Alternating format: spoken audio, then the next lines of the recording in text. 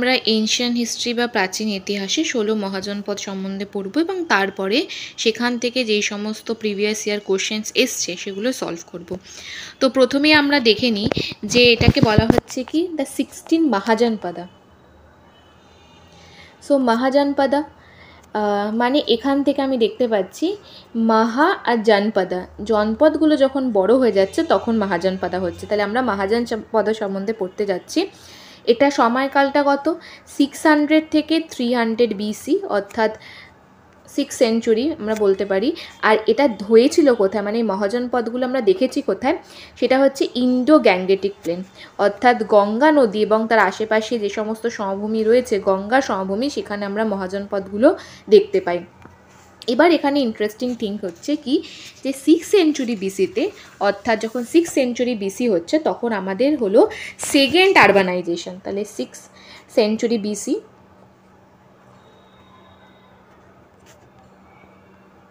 কি হচ্ছে? Second urbanisation হচ্ছে। তাহলে সেকেন্ড আরবানাইজেশন মানে নিশ্চয়ই আমাদের ফার্স্ট আরবানাইজেশন হয়ে গেছে। হ্যাঁ, হরপ্পা সভ্যতার সময় আমাদের ফার্স্ট আরবানাইজেশন আমরা ধরি, কারণ হরপ্পা হচ্ছে একটা নগরকেন্দ্রিক সভ্যতা ছিল। তো ফার্স্ট আছে আমাদের হারাপ্পা। আমরা যদি একটু ক্রোনোলজি দেখে নিই যে এই সেকেন্ড আরবানাইজেশন হওয়ার আগে কী কী এসেছিলো, হরপ্পা একটা আরবান সভ্যতা ছিল, অর্থাৎ ফার্স্ট আরবানাইজেশন হয়েছিল। তারপরে আসে এটাকে আমরা আইভিসি বা ইন্ডাস ভ্যালি সিভিলাইজেশনও বলি। তারপর আসে ভ্যাদিক যুগ। ভ্যাদিক যুগকে আমরা দুভাগে ভাগ করে, এটা আর্লিয়ার, একটা লেটার। আর তারপরে আসে এই মহাজনপদের এরা, মহাজনপদ। তো এই বৈদিক যে যুগটা ছিল এটা কিন্তু গ্রামীণ ছিল, আবার যে মহাজনপদের এরাতে আমি দেখি আবার আরবানাইজেশন আসে। তাই এই মহাজনপদের যে সময়টা, এটাকে আমরা সেকেন্ড আরবানাইজেশন ফেজ বলা হচ্ছে। আর এই সময় আমরা কি দেখি যে সেকেন্ড আরবানাইজেশন সময়, অর্থাৎ মহাজনপদের সময় যে ইকোনমিক আর পলিটিক্যাল সেন্টার ছিল সেটা কিন্তু আগে যেমন ইন্ডাস বেসিনে ছিল, সেখান থেকে শিফট হয়ে ইন্ডো গ্যাঙ্গেটিক প্লেনে চলে আসে, অর্থাৎ গঙ্গা সমভূমি অঞ্চলে চলে আসে। যদি আমি ভারতের ম্যাপ ড্র করি এখানে, তাহলে হরপ্পা সভ্যতা, যেটা আমি আইভিসিও বলা হয়, ইন্ডাস ভ্যালি সিভিলাইজেশন, কারণ সিন্ধু নদীর আশেপাশে, সিন্ধু এবং দাস যে সমস্ত উপনদীগুলো ছিল তার আশেপাশে গড়ে ওঠে। তাহলে এই যে ইন্ডাস নদীর যে সিভিলাইজেশনটা ছিল, হরপ্পা সভ্যতা, এই জায়গাটায় গড়ে উঠেছিল। তারপরে যখন আমি বৈদিক যুগ দেখি, সেই সময়টা আমরা দেখি সপ্তসিন্ধু অঞ্চল, অর্থাৎ পাঞ্জাব, হরিয়ানা বর্তমানের, এবং পশ্চিম ইউপি, এই জায়গাটা ছিল হচ্ছে বৈদিক সভ্যতার কেন্দ্রবিন্দু। তাহলে দুটোই, ইন্ডাস ভ্যালি সিভিলাইজেশন এবং বৈদিক সভ্যতা, দুটোই কিন্তু আমরা দেখছি যে নর্থ ওয়েস্টার্ন পার্ট, অর্থাৎ উত্তর পশ্চিম দিকটাতে সিন্ধু নদীর আশেপাশে অঞ্চল, হরিয়ানা, এবং তারপরে আমি যদি দেখি ওয়েস্টার্ন ইউপি, পশ্চিম ইউপিতে গড়ে উঠেছিল। কিন্তু এই মহাজনপদের সময়টা আমরা দেখতে পাই কোথায় গড়ে ওঠেছে পূর্ব দিকে, অর্থাৎ ইস্টার্ন ইউপি, ইউপির পূর্ব দিক এবং বিহার, অর্থাৎ এই অঞ্চলটাতে গড়ে ওঠে মহাজনপদের সময়কালটা, মহাজনপদ। তাহলে এই অঞ্চলে গড়ে ওঠার কারণ কী ছিল, বা এই অঞ্চলে মানুষরা ধীরে ধীরে এখান থেকে শিফট কেন করতে শুরু করলো? এর পিছনে যদি আমি কারণ দেখি, যে বৈদিক যুগে মানুষরা অলরেডি এগ্রিকালচার, বা হারাপ্পা যুগেও এগ্রিকালচার শুরু করে দিয়েছিল, এগ্রিকালচার করছে, চাষবাস করছে মানে কি, চাষবাস করতে গেলে সেটেলড, বসতি দরকার, এক জায়গা থেকে বসবাস করে চাষবাস করতে হবে। নোম্যাডিক হার্ডিং, মানে যেমন আগেকার হতো যে নোম্যাডসগুলো থাকতো যারা ঘুরে বেড়াতো, পশুপালন করতো, পশুদের চারা খাওয়ার জন্য এখানে সেখানে নিয়ে যেত। এগ্রিকালচার বা চাষবাসে তো সেটা হবে না, তাই তাদেরকে স্থায়ী বসতি গড়তে হবে।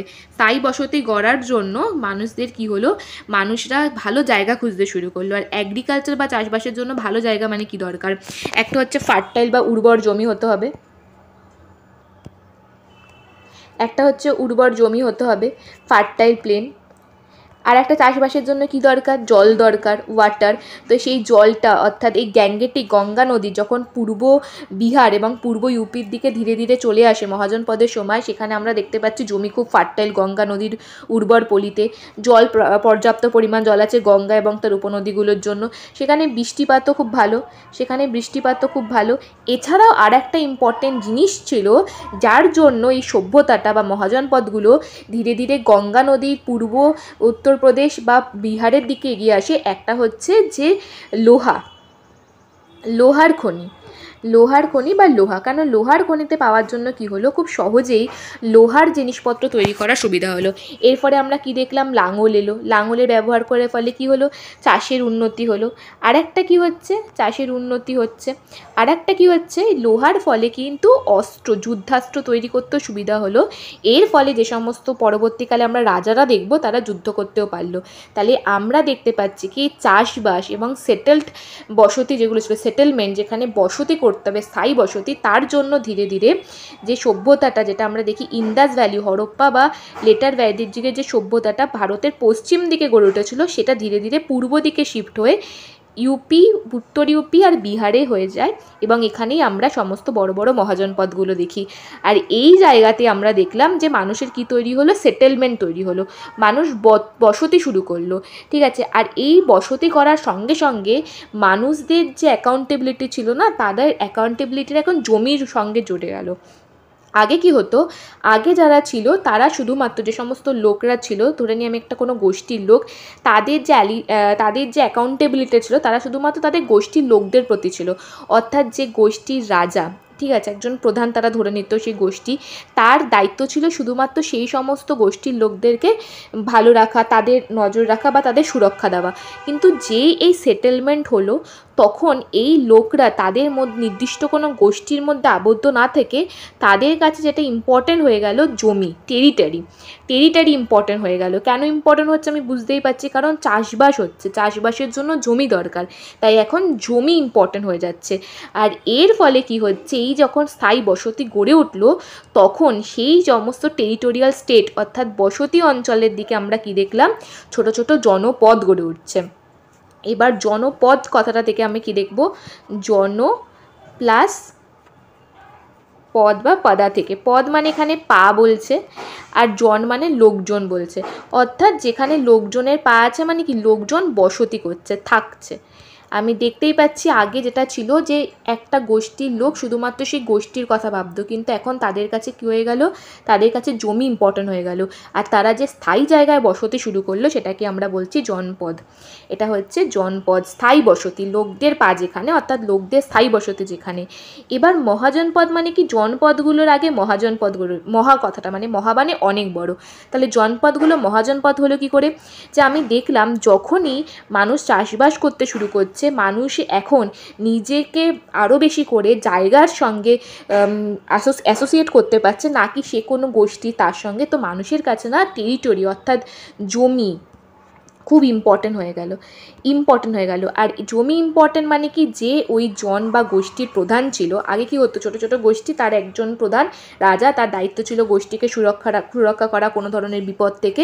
কিন্তু এখন রাজার দায়িত্ব শুধুমাত্র গোষ্ঠীকে সুরক্ষা রাখা নয়, তারা যে জায়গায় বসবাস করছে সেই জায়গাটাকেও সুরক্ষিত রাখা, কারণ এখন স্থায়ী বসতির জন্য জমি খুব ইম্পর্টেন্ট হয়ে গেল। এবার যেটা ইম্পর্টেন্ট, রাজা কি করবে, সেটাকে তো আরও বাড়াবে না, তার জায়গাটা, জমি যখন ইম্পর্টেন্ট, জমি আরও বাড়াতে হবে, কারণ চাষবাস করছে মানে জনসংখ্যা বাড়বে, তাহলে জমিও বাড়াতে হবে। আর জমি ইম্পর্টেন্ট মানে কি, রাজার গুরুত্বটা নির্ভর করছে জমির উপর, রাজা কতটা শক্তিশালী বা রাজা কতটা গুরুত্বপূর্ণ হবে লোকদের মাঝে, সেটা নির্ভর করবে রাজার কাছে কত বড় জমি আছে। তখন এই ছোটো ছোটো যে জনপদগুলো ছিল, স্থায়ী বসতিগুলো যে তৈরি হলো, তার যে রাজা, তাদের যে প্রধান, তারা কি করলো, আরও জমি আশেপাশে দখল করতে শুরু করলো, এবং দখল করাও সোজা হয়ে গেল, কারণ আমরা দেখছি তারা সেই মানে গঙ্গা সমভূমি অঞ্চলে যখন বসতি গড়ছে, সেখানে লোহা পাওয়া যাচ্ছে, লোহার মাধ্যমে অস্ত্র তৈরি করছে, তাই যুদ্ধ করাটাও কিন্তু সহজ হয়ে গেল। এর ফলে কি হলো, এই ছোট ছোট জনপদগুলো যখন তার রাজা বড় বড় আরও আশেপাশে জায়গা দখল করতে শুরু করলো, বড় কিংডম, বড় শাসন ব্যবস্থা তৈরি করলো, এটাকেই আমরা বলছি মহাজনপদ, অর্থাৎ জনপদের যখন আকার বাড়ছে। এইভাবে আমরা দেখি যে 6th সেঞ্চুরিতে গঙ্গা নদীর আশেপাশে পার্টিকুলারলি 16খানা মহাজনপদ দেখতে পাওয়া যায়, 16টা মহাজনপদ আসে, এবং আমরা যদি দেখি বেশিরভাগ যে মহাজনপদ ভারতের মাঝখান থেকে গেছে হচ্ছে বিন্ধ্য পর্বত গেছে, বেশিরভাগ মহাজনপদগুলো কিন্তু এই বিন্ধ্য পর্বতের উত্তরেই ছিল, আর দক্ষিণে একটাই মহাজনপদ ছিল। আর এই যে 16খানা মহাজনপদ যে ছিল, সেটার প্রথম আমরা দেখতে পাই হচ্ছে একটা বুদ্ধিস্ট টেক্সট আঙ্গুত্তারা নিকায়া। আঙ্গুত্তারা নিকায়াতে মেনশন করা ছিল যে হিমালয় থেকে শুরু করে নর্মদা নদী পর্যন্ত 16খানা মহাজনপদ ছিল। আমরা মহাজনপদে যেটা পড়বো এখন, আমি যে মহাজনপদ ছিল সেগুলো সম্বন্ধে ডিটেলসে পড়বো। তো প্রথম আমরা দেখব অঙ্গ। আমরা দেখতেই পাচ্ছি বিহারের যে মুঙ্গের বা ভাগলপুর রিজিয়ন আছে সেটা বর্তমানে বিহারের যে মুঙ্গের ভাগলপুর সেখানেই অঙ্গ অবস্থিত ছিল, যার রাজধানী ছিল হচ্ছে চম্পা। এই চম্পা যেখানে অবস্থিত ছিল সেটা হচ্ছে গঙ্গা এবং চম্পা বলে একটা নদী ছিল, তার যে কনফ্লুয়েন্স অর্থাৎ তার যে সঙ্গম স্থান সেখানে। আর কেন অঙ্গ ইম্পর্টেন্ট ছিল, এর প্রধান এবং ইম্পর্টেন্ট কারণটা হচ্ছে যে অঙ্গ যদি দেখি এটা খুব ইম্পর্টেন্ট একটা কমার্শিয়াল সেন্টার ছিল। আর এটা ছিল যে আমি যদি দেখি দক্ষিণ পূর্ব এশিয়া, যেটাকে আমরা সুবর্ণভূমি নামে পরিচিত, তার সাথে ব্যবসা বাণিজ্য করার জন্য। আমি যদি ম্যাপটাকে দেখি, যে আমরা দেখতে পাচ্ছি যে এখানে আমাদের অঙ্গ আছে, এখান থেকে খুব সহজেই আমি বঙ্গোপসাগরের মাধ্যমে দিয়ে দক্ষিণ পূর্ব এশিয়াতে যেতে পারবো। তাই এটা কিন্তু খুব ইম্পর্টেন্ট কমার্শিয়াল সেন্টার ছিল এবং সমুদ্রপথে এখানকার যে বণিকরা ছিল তারা সুবর্ণভূমি অর্থাৎ দক্ষিণ পূর্ব এশিয়ার সাথে ব্যবসা বাণিজ্য করতো। তাহলে অঙ্গ থেকে আমি জানতে পারলাম এটা বর্তমান যে বিহারে মুঙ্গের এবং ভাগলপুর সেখানে অবস্থিত ছিল, রাজধানী ছিল চম্পা, চম্পা গঙ্গা এবং চম্পা নদী সংযোগস্থলে অবস্থিত ছিল, ইম্পর্টেন্ট সেন্টার ছিল কারণ এখানে বণিকরা সমুদ্রপথে সুবর্ণভূমি অর্থাৎ দক্ষিণ পূর্ব এশিয়ার সাথে ব্যবসা বাণিজ্য করত। দ্বিতীয় চলে আসছে কাশী। কাশী এবার যদি দেখি, কাশী হচ্ছে যেটা হচ্ছে মডার্ন ডেজ আমরা বেনারস নামে পরিচিত, যেটা যার ক্যাপিটাল সেই সময় তার রাজধানী ছিল বারাণসী। আমরা দেখতেই পাচ্ছি বারাণসী। আর পরবর্তীকালে কিন্তু কাশী বলে কোনো আলাদা এক্সিস্টেন্স ছিল না। এই কোশালা যেটা ছিল, কোশালা মহাজনপদ, সেটা কাশীকে নিজেদের অধীনে নিয়ে চলে আসে, তাই কাশী বলে আর কিছু ছিল না। এবার চলে আসি যে কোশালা। যদি কোশালার অবস্থানটা দেখি, কোশালার আমি দেখতে পাচ্ছি এই যেখানে লেখা রয়েছে অযোধ্যা। এই অযোধ্যা মানে বর্তমানে যে অযোধ্যা রয়েছে মানে পূর্ব ইউপি, সে অযোধ্যা অঞ্চল। এছাড়াও আর একটা জিনিস যদি দেখি আমি, কোশালার ওপরে লেখা আছে শাক্যা, যেখানে আমরা জানি যে গৌতম বুদ্ধ তিনি শাক্য বংশ থেকে ছিলেন, কপিলাবস্তু যেখানে যার লুম্বিনী কপিলাবস্তু। তাই এই যে ট্রাইবাল অর্থাৎ শাক্য বা কপিলাবস্তু, এটা ট্রাইবাল ছিল এরা, মানে আমি বলতে পারি এটা ট্রাইবাল রিপাবলিকান টেরিটরি। তো সেই কোশালার মধ্যেও কিন্তু শাক্য, কপিলাবস্তু, শাক্য যে রাজবংশ সেটাও পড়তো। এবার কোশালা আমি দেখতে পাচ্ছি সরয়ূ নদী, যার ধারে অযোধ্যা অবস্থিত। সরয়ূ নদী কোশালার মাঝখান দিয়ে যায় এবং কোশালাকে মাঝখান দিয়ে যাওয়ার পরে কোশালার দুটো ক্যাপিটাল বা দুটো রাজধানী হয়। একটা উত্তর দিকে হয় যেটার নাম হচ্ছে শ্রাবস্তী, আর দক্ষিণ দিকে যেটা হয় এটার নাম হচ্ছে কুশাবতী। তো কোশালার দক্ষিণ দিকে যেটা নাম হচ্ছে সেটার নাম হচ্ছে কুশাবতী। দুটো রাজধানী, ওপরের উত্তরটা হচ্ছে শ্রাবস্তী আর দক্ষিণেরটা হচ্ছে কুশাবতী, কারণ সরয়ূ বা সরযূ নদী মাঝখান দিয়ে গেছে বলে। এবার কোশালা কেন বিখ্যাত? কোশালা বিখ্যাত হচ্ছে রাজা প্রসেনজিতের জন্য। মহাজনপদের সময় সেখানে ছিল কোশালাতে রাজা প্রসেনজিৎ, তিনি বুদ্ধার সমসাময়িক। এবার একটা প্রশ্ন আসে, বুদ্ধার সমসাময়িক রাজার নামগুলো লিখতে অনেক সময় দেয়। প্রসেনজিৎ ছিল বুদ্ধার সমসাময়িক। জিনিস হচ্ছে কোশালার রেসপেক্টে, যে কোশালা ট্রাইবাল মানে কপিলাবস্তু যেটা শাক্য রাজবংশ চালাতো, একটা রিপাবলিক ছিল। রিপাবলিক মানে যেখানে সাধারণ মানুষরা একসাথে ডিসিশন নিত, কিন্তু কোশালাতে রাজা ছিল। এই কপিলাবস্তু শাক্য রাজবংশ কোশালারই অন্তর্গত ছিল, অর্থাৎ কোশালার মহাজনপদের মধ্যেই পড়তো। আর আমরা জানি যে লুম্বিনী কপিলাবস্তু যেখানে গৌতম বুদ্ধ জন্মগ্রহণ করেন। কোশালার পর চলে আসছে ভাজ্জি। যদি আমি একটু ম্যাপটা বড় করে দেখি যে ভাজ্জি কোথায় পড়ছে, যেখানে এখানে ভ্রিজি বলে দেখা, ভাজ্জি, এটা বর্তমানে যদি দেখি নর্থ বিহার বা উত্তর বিহারের তিরহুর ডিভিশনে পড়ে, যেখানে মধুবনী, দ্বারভাঙা, মুজাফফরপুর, এই সমস্ত বৈশালী, এই সমস্ত জায়গাগুলো রয়েছে। তো বৈশালী হচ্ছে মডার্ন ডে নর্থ বিহার বা উত্তর বিহারেতে পড়ে।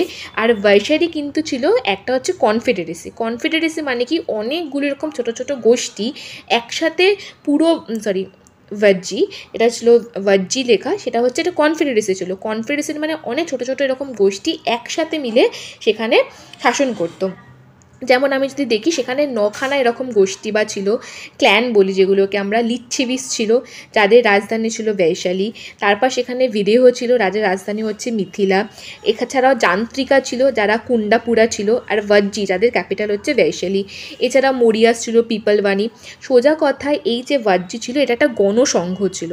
গণ মানে লোকজন বলছে, আর সংঘ মানে অর্গানাইজেশন, অনেকটা ক্লাব টাইপের।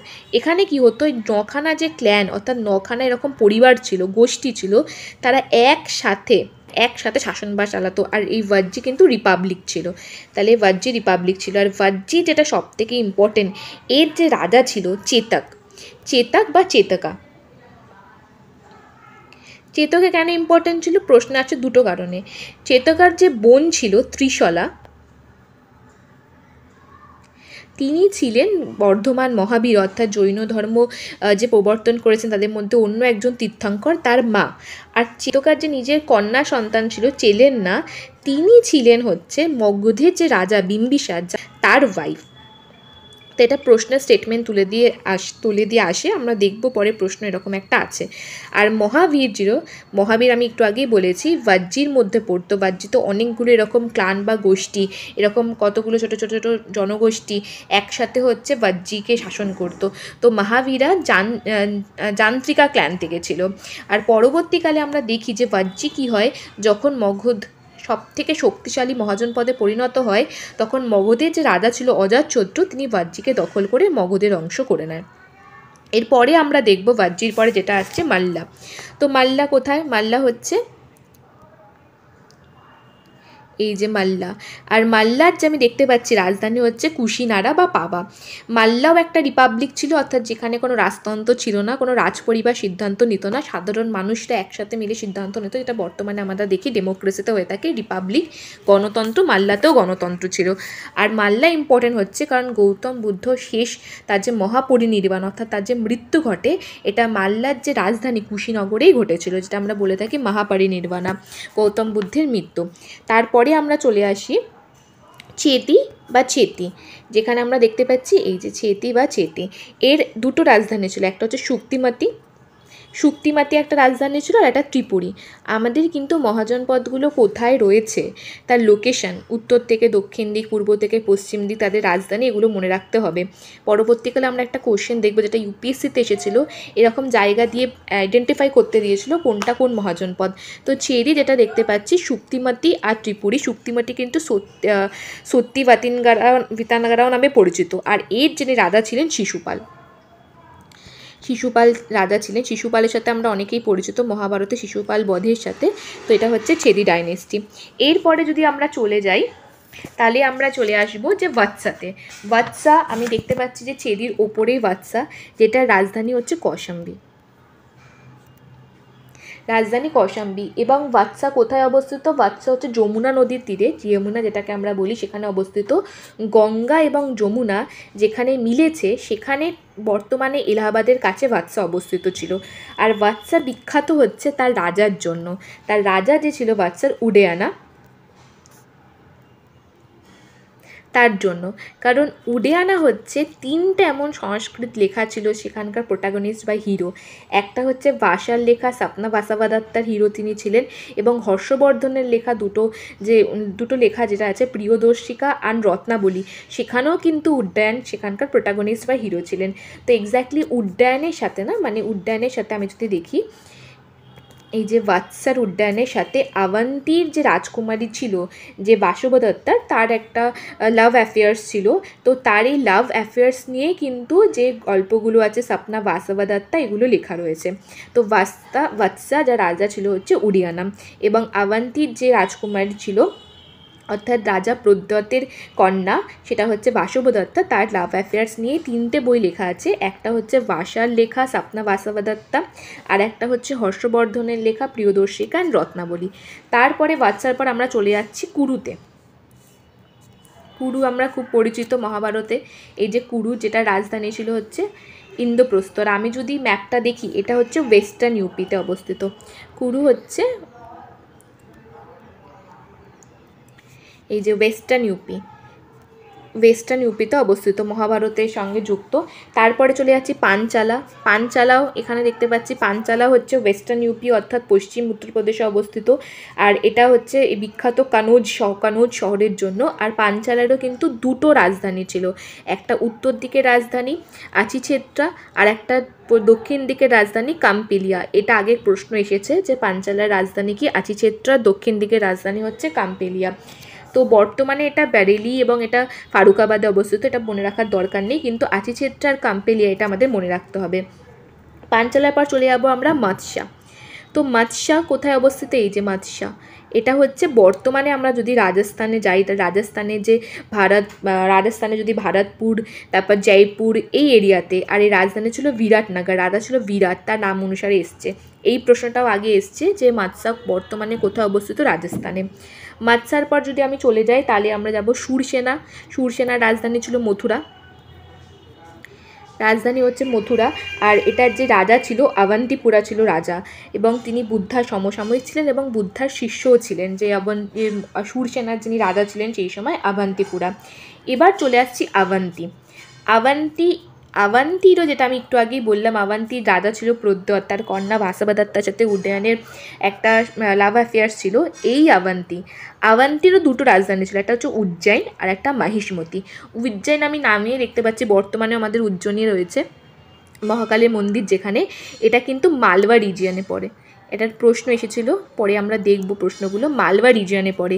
আর মাহিষ্মতি এটা কোন নদীর তীরে অবস্থিত? যদি আমি দেখি যে নদীগুলো, এটা হচ্ছে এই নীল কালারের নদীটা, এই নদীটা হচ্ছে নর্মদা নদী, তাই মাহিষ্মতি হচ্ছে নর্মদা নদীর তীরে অবস্থিত। আর অবন্তি দুটো রাজধানী, একটা উজ্জয়িন একটা মাহিষ্মতি, এটা মালওয়া রিজিয়নে পড়ছে। আবন্তির পর যদি আমি চলে যাচ্ছি তাহলে আমরা গান্ধারায় চলে যাব। এরপর চলে এলাম গান্ধারা থেকে ছিল তাক্ষশিলা আমরা জানি খুবই বিখ্যাত, কারণ তাক্ষশিলা একটা শিক্ষা কেন্দ্র ছিল সেই সময়। তারপর আমরা পরবর্তীকালে কনিষ্কর সময় দেখি গান্ধারা শিল্প বা আর্ট। তো গান্ধারা এখানে অবস্থিত, যার রাজধানী ছিল তাক্ষশিলা। বর্তমানে এটা পেশোয়ার পাকিস্তানের অংশ হিসেবে পড়ে। আর এখানকার যে রাজা ছিল তার নাম ছিল হচ্ছে পুষ্করানা সারিন। আর ইম্পর্টেন্ট জিনিস হচ্ছে এখানে একটা ইনস্ক্রিপশন পাওয়া যায়, প্রশস্তি পাওয়া যায়, তার নাম হচ্ছে বেহিস্তুন প্রশস্তি, যেখানে পরবর্তীকালে লেখা থাকে যে দারায়ুজ এই গান্ধারাকে 6th সেঞ্চুরিতে তার নিজের অংশ করে নেয়। গান্ধারার পর চলে যাব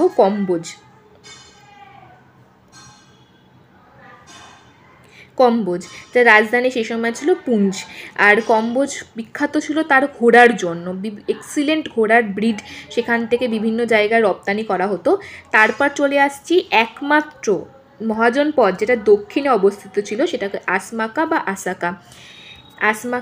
আসাকা, এটা একমাত্র মহাজন পদ দক্ষিণে, অর্থাৎ বিন্ধ্য পর্বত এখান থেকে গেছে। আর দেখতে পাচ্ছি যতগুলো আমি তোমাদের মহাজন পদ দেখালাম প্রত্যেকটা বিন্ধ্য পর্বতে উত্তর দিকে, একমাত্র দক্ষিণ দিকে হচ্ছে আশফাকা, যেটার রাজধানী ছিল পোটালি। আর এটা একমাত্র মহাজন পদ ছিল যেটা দক্ষিণ পথ নামে পরিচিত ছিল। আর একটা ইম্পর্টেন্ট জিনিস হচ্ছে এটা যে নদীর তীরে অবস্থিত, তো আমরা যদি দেখি এটা গোদাবরী নদীর তীরে অবস্থিত। আশমাকা এটা গোদাবরী নদীর তীরে অবস্থিত। আসলে এটা গোদাবরী আর মঞ্জিরা এই দুটো নদীর মাঝখানে অবস্থিত। আর এটা একটা কোশ্চেন এসেছে আগে, এটা কোন নদীর তীরে অবস্থিত? আশমাকা হচ্ছে গোদাবরী নদীর তীরে। আর যেটা হচ্ছে সব থেকে ইম্পর্টেন্ট মহাজন পদ পরবর্তীকালে পরিণত হয় মাগধা সম্বন্ধে আমাদের আলাদা করে পড়তে হবে, যেটা আমি একটা আলাদা ভিডিওতে কভার করব। মাগধা এটা হচ্ছে সব থেকে ইম্পর্টেন্ট মহাজন পদে পরিণত হয়, যার রাজধানী ছিল রাজগৃহা বা গিরিবারাজ। তো এক্ষেত্রে আমরা দেখলাম 16খানা মহাজন পদ। প্রত্যেকটা মহাজন পদের লোকেশন আমাকে মনে রাখতে হবে।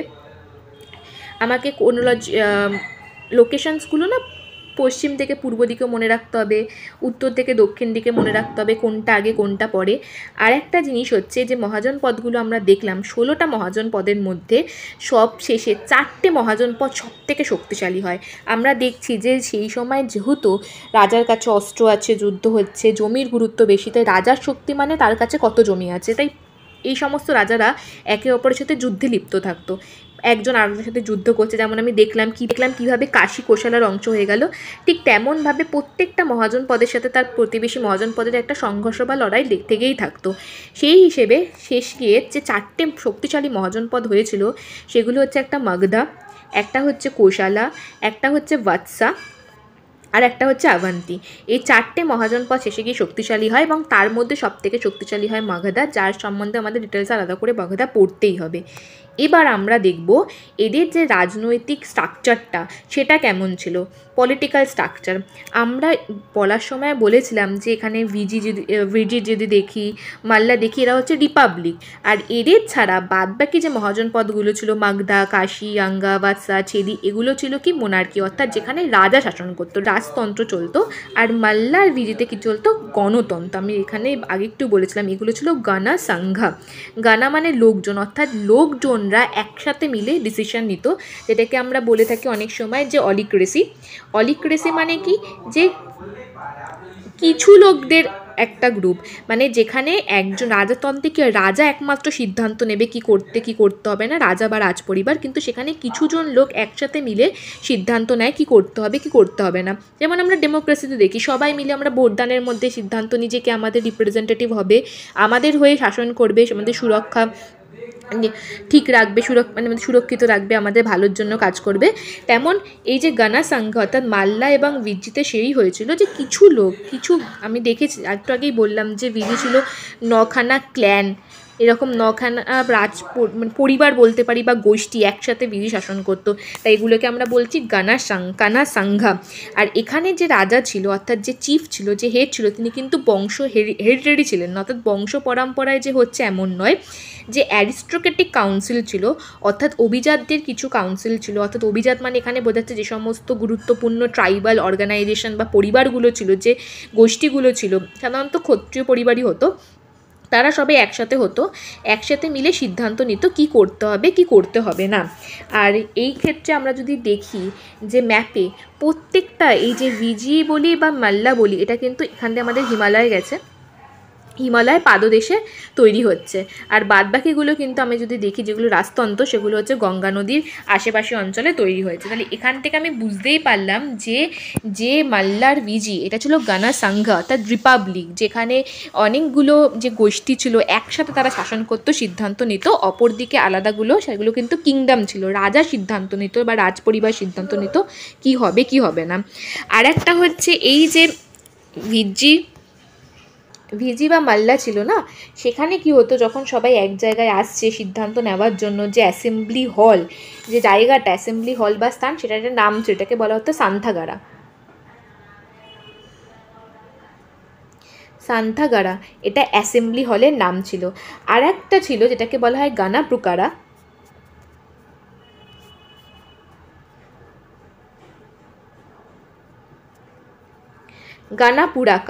গানাপুরাকা কী ছিল, গানাপুরাকার দায়িত্ব ছিল যে কোয়ারাম যে আছে কি না, যে মানে যে সমস্ত মেজর সিদ্ধান্তগুলো নিতে হবে তার জন্য কোয়ারাম আছে কিনা। আমরা জানি যে আমাদের পার্লামেন্টেও কোয়ারাম হয়, যে নির্দিষ্ট লোক উপস্থিত থাকলেই পার্লামেন্টে কার্যকলাপ হবে। তো গানাপুরাকার দায়িত্ব ছিল সে কোয়ারাম আছে কিনা, অর্থাৎ সেই নির্দিষ্ট পরিমাণ লোক উপস্থিত আছে কিনা যে হল, অ্যাসেম্বলি হল সান্থাগারাতে নির্দিষ্ট সিদ্ধান্ত নেওয়ার জন্য বা আলোচনা করার জন্য। আর সেখানে কিন্তু যেহেতু এটা অলিক্রেসি, অর্থাৎ সমস্ত লোক একসাথে বসে ডিসকাশনের মাধ্যমে সিদ্ধান্ত নিত কী করতে হবে কী করতে হবে না, সেক্ষেত্রে সেখানে ভোটদানও হতো। আর ভোটদানের জন্য তারা একটা উডেন স্টিক অর্থাৎ কাঠে লাঠি ব্যবহার করতো, যেটাকে বলা হতো সালাকা। আর যে লোক যিনি ছিলেন, যিনি কালেক্টর অফ ভোটস, অর্থাৎ তিনি যে ভোটগুলো কালেক্ট করতেন, তাকে বলা হতো সালাকা গাহাপাকা।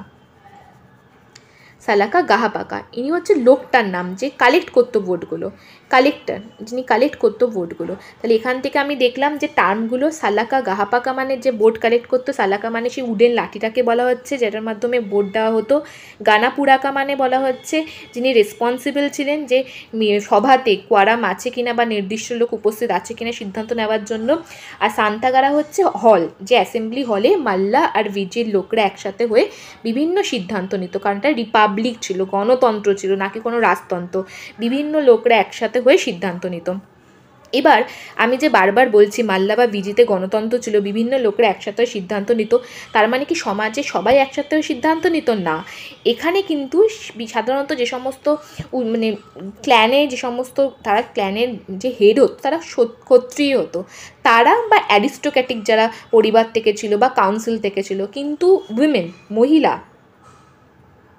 প্লাস যারা দাস ছিল দাসা প্লাস কাম্মাকারাস।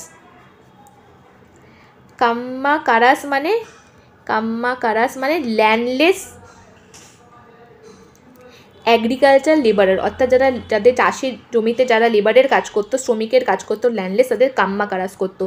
এরা কিন্তু মাল্লা বা ভিজির যে সভা হতো, যে সভাতে সমস্ত মানুষ একসাথে সিদ্ধান্ত নিত, অংশগ্রহণ করতে পারতো না। তাহলে এখান থেকে আমি বুঝতে পারছি মাল্লা বা ভিজি রিপাবলিক হলেও কিছু মানুষরা তাদের সভাতে বা সিদ্ধান্তে কোনো অংশগ্রহণ করতে পারতো না, সেটা হচ্ছে মহিলারা, দাসারা এবং কাম্মাকারাস।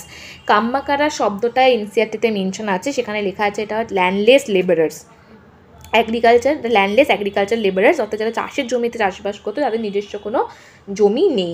আর একটা ইম্পর্টেন্ট জিনিস হচ্ছে মাল্লা এবং ভিজির একটা ক্যারেক্টার ছিল যে তারা খুব তারা খুব লিবারেল থট ছিল, তারা মানে তাদের উদার একটা ভাবনা চিন্তা ছিল, তাদের মধ্যে কোনো রক্ষণশীল ভাব ছিল না। এই জন্য আমরা দেখি যে সমস্ত আনঅর্থোডক্স রিলিজিয়ন অর্থাৎ বুদ্ধিজম এবং জৈনিজম তাদের কিন্তু যে বিস্তার হয় সেই বিস্তারটা কিন্তু মাল্লা বা ভিজিতেই হয়।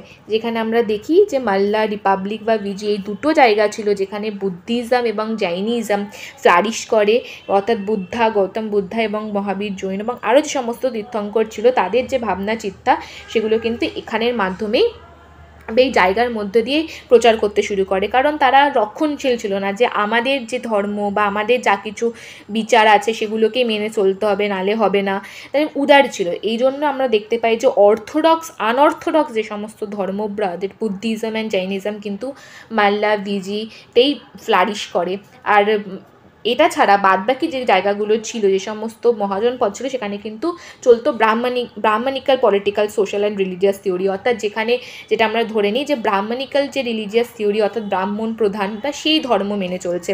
আর পরবর্তীকালে আমরা দেখব যখন আমরা আলাদা করে মগধ সম্বন্ধে পড়ব যে সমস্ত মহাজনপদের মধ্যে মগধ সবথেকে শক্তিশালী হয়ে ওঠে। তার মধ্যে কিন্তু একটা কারণ এটাও ছিল যে মগধ পরবর্তীকালে যে উদার নীতি গ্রহণ করেন, লিবারেল, যে তারা মগধেও তারা কিন্তু লোকরা জৈনিজম বা বুদ্ধিজমকে গ্রহণ করতে পারতো, তার জন্য এটা অনেকটা প্রভাবিত করে মগধ পাওয়ারফুল হলো। এটা আমরা আলাদা করে পড়বো। কিন্তু এখান থেকে আমরা যে একটা ডিফারেন্সিয়েশন করতে পারলাম, একটা পার্থক্য করতে পারলাম যে সেই সময়ে যে দুটো রিপাবলিক স্টেট ছিল মাল্লা ভিজি আর বাদবাকি যে সমস্ত রাজতন্ত্র ছিল তাদের মধ্যে পার্থক্য। তো 1 নাম্বার দেখলাম এটা হচ্ছে রিপাবলিক, অলিক্রেসি, কিছু মানুষ এসে সিদ্ধান্ত নিত কী করে দেশ চালাতে হবে। অন্যদিকে বাদবাকি মহাজনপদগুলো রাজতন্ত্র, রাজার পরিবার সিদ্ধান্ত নিত কী হতে হবে। এখানে অ্যাসেম্বলি যদিও বললে সমস্ত লোক অংশগ্রহণ করতে পারতো না সভাতে, মহিলারা যারা দাস ছিল এবং ল্যান্ডলেস লেবার যারা কাম্মাকারাস তারা অংশগ্রহণ করতে পারতো না। মাল্লা বা ভিজি এরা কিন্তু উদার ছিল, লিবারেল থটস, এরা আনঅর্থোডক্স যে সমস্ত ভাবনা চিন্তা ছিল, ধর্মের ক্ষেত্রে যে সমস্ত আমরা দেখি পরিবর্তন হয় বা রিফর্ম হয় সেই জন্য তারা সেটাকে উদারতার সাথে গ্রহণ করেছিল। তাই জন্য এখানে আমরা দেখতে পাই বুদ্ধিজম এবং জৈনিজম এখানে প্রচুর পরিমাণে ফ্লারিশ করে এবং তাদের যে দর্শন, বুদ্ধিজম এবং জৈনিজমের যে দর্শন বা ফিলোসফি, এটাও কিন্তু তারা এখানে প্রোপোগেট করতে পেরেছিল। তো এইখানে আমরা এই ভিডিওটার মাধ্যমে আমরা যে 16 মহাজনপদ সেটা কীভাবে এলো এবং প্রত্যেকটা মহাজনপদের ডিটেলস যে সমস্ত ফ্যাকচুয়াল ইনফরমেশানগুলো আছে যেগুলো থেকে পরীক্ষার প্রশ্ন জিজ্ঞেস করে, এবং আমরা যেখানে মাল্লা, ভিজি এবং আরও যে সমস্ত মহাজনপদগুলো ছিল যেগুলো রাজতন্ত্র ছিল যেখানে, তাদের মধ্যে একটা পার্থক্য দেখলাম। এর পরের ভিডিওতে আমরা আলাদা করে যে শুধুমাত্র মগধ সম্বন্ধে দেখব, যেটা সবথেকে শক্তিশালী মহাজনপদে পরিণত হয় কিভাবে হয়, এবং তারপরে একটা ভিডিও আসবে যেটা সেই সময় মহাজনপদের যে সমস্ত তাদের সোশ্যাল লাইফ, রিলিজিয়াস লাইফ বা তাদের ইকোনমিক এবং পলিটিক্যাল লাইফ সম্বন্ধে আলাদা করে একটা ভিডিও থাকবে। Thank you for watching. যদি আমাদের ভিডিও ভালো লাগে তাহলে প্লিজ লাইক, শেয়ার এবং সাবস্ক্রাইব করো। আর আমাদের একটা ইনিশিয়েটিভ, যেখানে আমাদের একটা ডেডিকেটেড টেলিগ্রাম চ্যানেল আছে ডেসক্রিপটিভ WBCS, সেখানে তোমরা জয়েন করে ডেলি MCQ প্র্যাকটিস করতে পারো, যার লিঙ্ক ডিসক্রিপশনে দেওয়া থাকবে। Thank you so much for watching.